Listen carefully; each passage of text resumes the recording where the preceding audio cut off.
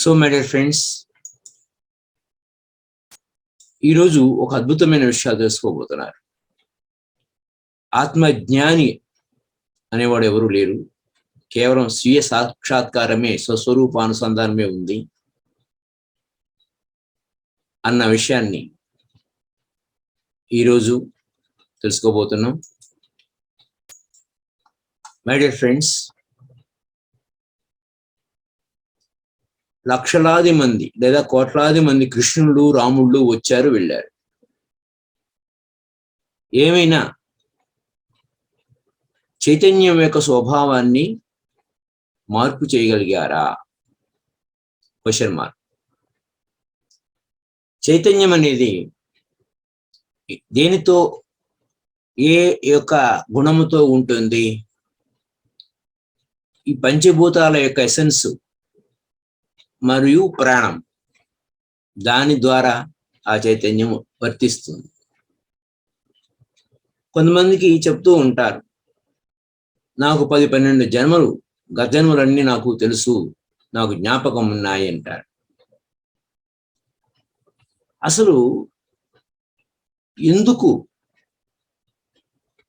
ఈ జన్మలు ఎందుకు, నీ చైతన్యానికి జన్మలు ఎందుకు వస్తున్నాయి అని ఎవరైనా అర్థం చేసుకున్నారా? నాకు జన్మలు ఉన్నాయి అని చెప్తున్నారే కానీ అసలు ఈ జన్మలు ఎందుకు వస్తున్నాయి అని ఎవరైనా అవగాహన చేసుకున్నారా అంటే లేదు. మీరు చెప్తూ ఉండొచ్చు,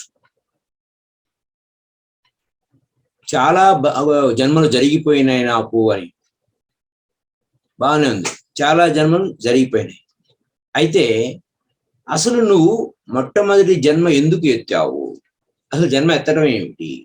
అది ఆరోపణ. జన్మ ఎత్తడం అంటే ఒక ఆరోపణ. అది ఎందుకు ఎత్తడం జరిగింది, అలా ఎందుకు జరిగింది?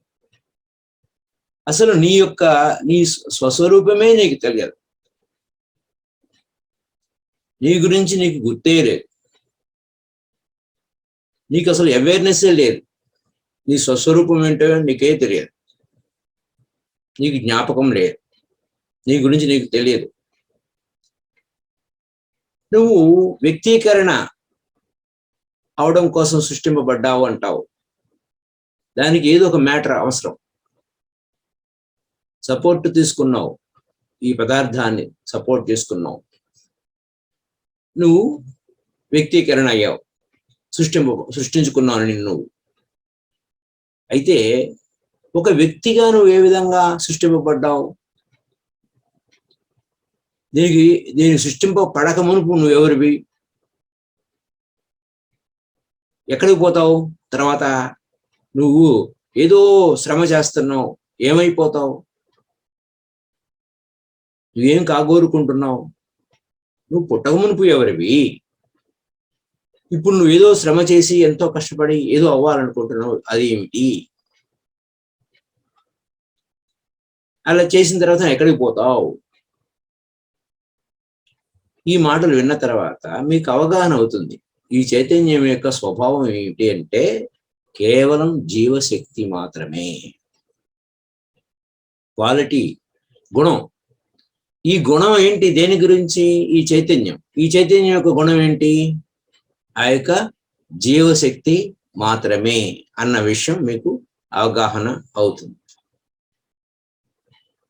నువ్వు కాదు, అది నువ్వు కాదు. ఏ విధంగా ఈ చైతన్యం నీ మీదకు వచ్చింది అది చూడు. మిగతా అవన్నీ వదిలే. అసలు ఈ చైతన్యం వల్లనే కదా అన్ని సమస్యలు మొదలైనాయి, బిగినైనాయి. ఈ చైతన్యమే అనుభవిస్తుంది. దానికి ఆ పేరు లేదు, రూపం లేదు. ఆ చైతన్యానికి, ఈ చైతన్యానికి పేరు లేదు, రూపం లేదు, కానీ అనుభవిస్తుంది. అంచేత మనకి పేరు లేదు, రూపం లేదు కాబట్టి ఏం చేస్తున్నాం? దీని శరీరంతో ముడిపెడుతున్నాం, ఐడెంటిఫై చేస్తున్నాం. ఈ చైతన్యం ఏముంటుంది? నేను శరీరాన్ని అంటుంది. ఈ చైతన్యం నిలవాలంటే దానికి ఆహారం కావాలి. ఆహారం కావాలంటే శరీరానికి ఆహారం పెడతాం. It become a consciousness. మనం తీసుకున్న ఆహారంలో ఉన్న ఎసెన్సే కాన్షియస్ గా మారుతుంది. శరీరానికి సంబంధించిన పోషణ జరుగుతుంది. అది రక్తంగా మారుతుంది, ఎనర్జీగా మారుతుంది, ఇట్లా మాంసంగా మారుతుంది, ఇలా బోన్స్ గా మారుతుంది. ఇదంతా అదే మనం తీసుకున్న ఆహారం. ఎసెన్స్ మాత్రం కాన్షియస్ గా ఆహారం.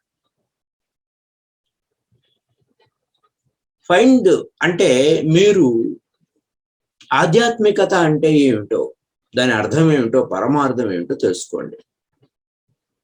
అది ముఖ్యమైన పాయింట్. ఆధ్యాత్మిక సత్యం ఏంటి, దానికి ఆధ్యాత్మికత అంటే మీనింగ్ ఏమిటి, అల్టిమేట్ మీనింగ్, అంతిమ సత్యం. మీకు ఏం తెలుస్తుంది? మీలో చైతన్యం ఉంది అన్న విషయం మీకు తెలుస్తుంది న్యాచురల్. మరి జ్ఞాని అన్నిటికంటే స్వేచ్ఛగా ఎందుకుంటున్నాడు? మీరేమో బంధంలో ఉంటున్నారు. ఆయనకి తెలుసు ఈ చైతన్యం అంతా కూడా ఎలా పుట్టింది, ఏ విధంగా భ్రమలు కొలుపుతుంది అని సంగతి. ఆ చైతన్యం కూడా భ్రమలకు లోనవుతుంది అన్న సంగతి జ్ఞానికి తెలుసు. మీరు మెడిటేషన్ చేస్తున్నారు. మెడిటేషన్లో మీరు ఏం కోరుకుంటున్నారు? మీ శరీరం తప్ప, మీ శరీరం మెడిటేషన్లో మీరు ఉన్నప్పుడు మీరు శరీరం తప్ప ఇంకేముంది మీలో? మీ బాడీ కాన్షియస్ని వదిలేయండి. నేను శరీరాన్ని అనే భావన వదిలేయండి. నేను శరీరం అనే చైతన్యం, నేను శరీరము అనేటువంటి స్పృహ వదిలేయండి. ఆ తర్వాత అప్పుడు మెడిటేషన్లో మీరు శరీరం అనే స్పృహని తీసేశారనుకుందాం. అప్పుడు ఏమవుతుంది? మీ ఐడెంటిఫికేషన్ ఏమిటి? శరీరం లేదుగా. అప్పుడు మీ ఐడెంటిఫికేషన్ ఏంటి? ఎలా గుర్తుపడతారు? ఏ విధంగా, ఏ మార్గంగా మీరు జన్మ తీసుకున్నారు? ఇప్పుడేమో మిమ్మల్ని మీరు ఎలా భావించుకుంటారు? ఏ వ్యక్తిగా మీరు క్వాలిటీగా గుణవంతుడు ఏ గుణంలో ఉన్నారు? రజోగుణమా, తమో గుణమా, సత్వగుణమా? అది మీరు పెట్టే ఆహారం శరీరానికి. మీరు స్వర్గానికి ఎలా పోతారు? ఇలా అయితే ఎలా పోతారు? అవగాహన చేసుకోవాలి. అవగాహన చేసుకోనంత వరకు, ఏ విధంగా ఈ చైతన్యం పుట్టింది అని అవగాహన చేసుకోనంత వరకు మీరు స్వర్గానికి ఎలా వెళ్తారు? ఈ పంచభూత విజన్లోనే ఉన్నారు. ఈ పంచభూతాల విజన్లోనే, ఆ దృష్టికోణంలోనే ఉన్నారు. అది తప్ప మీకు ఆ పంచభూతాలు లేకపోతే మీ ఐడెంటిటీ ఏమిటి? ఈ పంచభూతాలతో నిర్మితమైందే కదా శరీరము. స్పష్టంగా అవగాహన చేసుకోండి. ఎప్పుడైతే ఇది క్లియర్ అయిందో,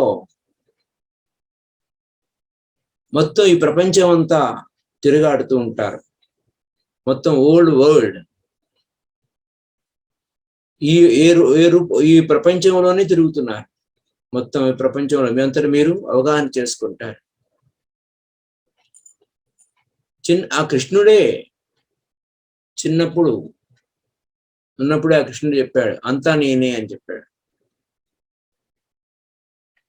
ఆ పశువుల కాపరి చిన్నప్పుడే చెప్పాడు కృష్ణుడు, అంతా నేనే అన్నాడు. అది ఆ కాన్షియస్నెస్ యొక్క వైభవం. అంటే పంచభూతాలతో నువ్వు ఐడెంటిఫై చేయడం కాదు, స్పష్టంగా ఉండు, అవగాహన చేసుకో. నువ్వే అంతా, నువ్వే అయి ఉన్నావు అన్న సత్యాన్ని ఇక్కడ మెయిన్గా తెలుసుకోవాలి. అప్పుడు ప్రశ్న ఏంటంటే, పరబ్రహ్మం అనేవాడు ఉన్నాడు, ఆయన ఎక్కడికి పోవడం, ఆయనకి ఏ కదలికలు లేవు, స్థిరంగా ఉన్నాడని చెప్తారు కదా. ఈ చైతన్యాన్ని ఎందుకు సృష్టించాడు? ఈ ప్రపంచాన్ని చైతన్యం ద్వారా ఈ ప్రపంచం ఎందుకు పుట్టింది అని. అదంతా భావన, ఏమి లేదు. చూడండి ఒక్కోసారి ఎలా ఉంటుందో గురువులు చెప్పే విషయాలు. ఆ పరబ్రహ్మం ఏమి లేదు, అంతా భావన, కొట్టిపారేస్తారు. అయితే మహారాజ్, ఈ యొక్క సాక్షాత్కారం లేకపోతే నన్ను నేను తెలుసుకోవడం ఎంత టైం పడుతుంది అని ఇక్కడ కీ పాయింట్స్ వస్తాయి. భావనలన్నీ ఎండ్ చేసేయండి, ఏ భావన పెట్టుకోబాకండి, అప్పుడే సాక్షాత్కారం అవుతుంది. మెలకువగా ఉండడం అనేది ఒక ప్రాథమికమైన మాయ, మూల మాయ. దేవుడు కూడా మాయ ద్వారానే పుడుతున్నాడు. దేవుడు కూడా పుట్టడం కూడా మాయ ద్వారానే పుడుతున్నాడు. మొత్తం ఈ సమస్యలన్నీ ఎక్కడి నుంచి వచ్చినాయి అంటే చైతన్యం వలన వచ్చినాయి. ఆ చైతన్యానికి అట్టాడుగున వెళ్ళు నువ్వు అంటే మనము డీప్గా మెడిటేషన్లోకి వెళ్ళినప్పుడు 9 బాడీస్ అవేకెనింగ్ లో ఈ యొక్క స్థితులు వస్తాయి. ఆ బాటమ్ ఆఫ్ ది కాన్షియస్నెస్ మహాసాగరం ఉంటుందండి. ఆ మహాసాగరం పైన అలలు ఉంటాయి. లోపలికి లోపలికి లోపలికి లోపలికి వెళ్ళిపోతే, అట్టడుగున వెళ్ళిపోతే అంతా కామ్గా ఉంటుంది. అంతా డీప్గా లోపలికి వెళ్ళాలి. బయట అంతా ట్రబుల్స్ ఉంటాయి. పై లెవెల్లో కాన్షియస్ పై లెవెల్లో అంతా ట్రబుల్ ఉంటాయి. నువ్వు ఎప్పుడైతే డీప్గా నువ్వు లోపలికి నువ్వు వెళ్ళావో, ధ్యానంలో నీ లోపలికి నువ్వు వెళ్ళావో, పీస్, శాంతిగా ఉంటుంది. మానసిక స్థితులు కొన్ని లక్షలు ఉంటాయి, కోట్లు ఉంటాయి. మనసు యొక్క స్థితులు శ్రద్ధ పెట్టండి, మూలం ఎక్కడ ఉంది అని. ఇక్కడ ఎలా ఉంటుంది? ఒకసారి పెళ్ళయింది, సెలబ్రేషన్ చేసుకున్నారు, పెళ్లి బ్రహ్మాండంగా చేసుకున్నారు, ఇంకంతే, వదిలిపెట్టారు వాళ్ళిద్దరిని, వాళ్ళ ఇష్టం. ఇంకేం చేయాలన్న విషయం ఎవరైనా చెప్తారా? అలాగే ఈ చైతన్యం ఎలా పుట్టింది తెలుసుకోండి. ఎందుకు పుట్టింది, ఎలా పుట్టింది, వై. అప్పుడు ఈ సమస్యలన్నీ తొలగిపోతాయి. ఈ యొక్క చిక్కుముడులు అన్ని తొలగిపోతాయి. జ్ఞాపకం లేదు అనుకుందాం. ఇంకా జ్ఞాపకమే లేనప్పుడు మర్చిపోవడం అనేది ఎక్కడ ఉంది? జ్ఞాపకమే లేదు అన్నప్పుడు మర్చిపోవడం అనేది ఎక్కడ ఉంది? దీన్ని మర్చిపోవడం అనేది ఏమి ఉండదు. జ్ఞాపకం లేదు అంటే మర్చిపోవడం అనే, జ్ఞాపకమే లేదు అంటే మర్చిపోవడం లేదు. ఇక్కడ ఏంటంటే జ్ఞాపకము లేదు, మర్చిపోవడం లేదు, రెండూ లేవు, తీసావు, పక్కన పడేశాడు. మరి ఆత్మజ్ఞాని అన్నవాడు ఎవరైనా ఉన్నారా? లేడు, అది కూడా లేదు. అంటే ఒక గురువు యొక్క బోధ ఎలా ఉంటుందో చూడండి ఒక్కసారి. ఆత్మజ్ఞాని అనేవాడు లేడు. కేవలం తను తాను తెలుసుకోవడం, తన స్వస్వరూపాన్ని తెలుసుకోవడం మాత్రమే ఉంది, అంతే. మీ యొక్క బంధం ఎక్కడ ఉందంటే భావనలోనే బంధం ఉంది. కాబట్టి బంధాలు మీరు ముక్తి కావాలంటే ముందు భావన నుంచి విడుదలైపోవాలి. ఏ అనుభవం లేదు, అన్ని పర్ఫెక్ట్ గానే ఉన్నాయి, ఫుల్గా ఉంది, అంచు వరకు ఉంది, ఇంకేదో చేయటానికి ఏమీ లేదు, జీరో. ఇది జ్ఞాని తన్ను తాను తెలుసుకునే విధానం. ఇంకా ఎందుకంటే ఆ పరిపూర్ణత అనేది ఎక్కడంది? అంతా పరిపూర్ణమే. తను తాను నేను పరిపూర్ణంగా ఉన్నాను అని ఎక్కడ చూపిస్తుంది? అదనమాట. అక్కడ కంటికి చూపు కూడా ఆనదు ఆ పరిపూర్ణత. సో రియలైజేషన్, తను తాను తెలుసుకోవడం ఒకటే, ఓన్లీ సెల్ఫ్ రియలైజేషన్, స్వస్వరూపంతో అనుసంధానం ఒకటే ఉంది, మరొకటి ఏమీ లేదు. సో స్వస్వరూపానుసంధానం భక్తి విద్య విధీయతే. స్వస్వరూపం తెలుసుకుంటే అంతా తను తా తెలియట తత్వం, తను తాను తెలుసుకుంటే సర్వం తెలుసుకున్నట్టే. కాబట్టి చూడండి, ఆత్మజ్ఞాని ఆత్మను తెలుసుకున్నాను అని అంటాడు. నేను అహం ఆత్మాస్మి అని తెలుసుకున్నాను అంటాడు. అది తెలుసుకోవడం కాదు, తన్ను తాను తెలుసుకోవడం ఒకటే. తను తాను తెలుసుకుంటే అందరూ కృష్ణుడు ఇందాక చెప్పుకున్నట్టుగా అంతా నేనే అన్న సత్యంతో జీవిస్తాడు. ఎవరిని దూషించడు, ద్వేషించడు ఎక్కడా కూడా. ఇది ఎంతో అద్భుతమైన సత్యం అండి. ఆధ్యాత్మిక సత్యం ఒక్కోసారి కఠినంగా కూడా చెప్తూ ఉంటారు బోధ.